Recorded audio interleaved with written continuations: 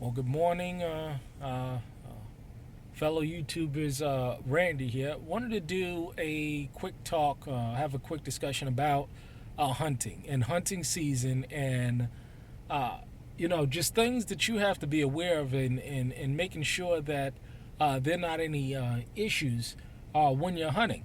Now, what are you looking at here? You're looking at a tent of a guy that's living on a piece of land. This is how bad it's getting out here today, where we're out in a piece of land where his father owned, but there's nothing on it but a tent that he set up, and he's actually living out here. Okay, he's actually living out here in the backwoods of this property.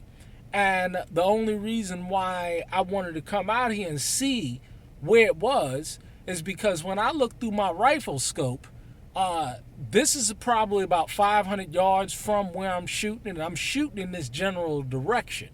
So, if I go ahead and I'm shooting in this general direction, there's a possibility that I could hit this guy because I got a little cannon and I'm shooting, and if I mess around and hit somebody, that's a big problem. So you want to make sure that the general area where you're hunting at, that there's nobody in the vicinity, or that you're not hitting anything. Now, where I'm shooting, in the directions I'm shooting, there is nothing. It is just grass, fields, woods.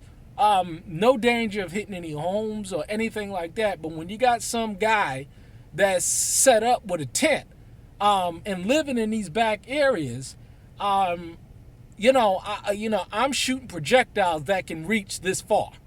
So, the idea is just to be cognizant of this kind of stuff, because the last thing you want to do is you want to shoot somebody in a general area, in the direction that you're shooting. So just be aware, be cognizant, and this is why I came out here, just to check to see, where it's at, the proximity, because I can shoot through that tree line, and a bullet can go right through that tree line.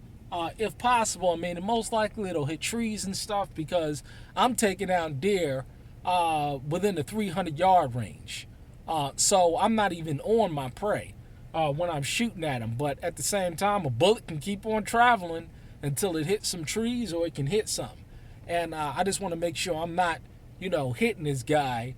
But it goes to show you, number one, how you want to make sure that you're careful of the perimeters and where you're shooting at when you're hunting, number one. But number two, the economic situation where people are just setting up like this, and living like this, and you're going to see more of this. And the only reason why this guy's permitted to be here is because his family owns this back parcel of property.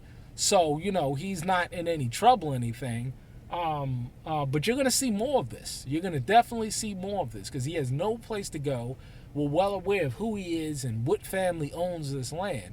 But, it's getting real. It's getting real out here, even in the sticks. So stay encouraged. Be cognizant of where you're shooting, and so that you're aware of what's going on.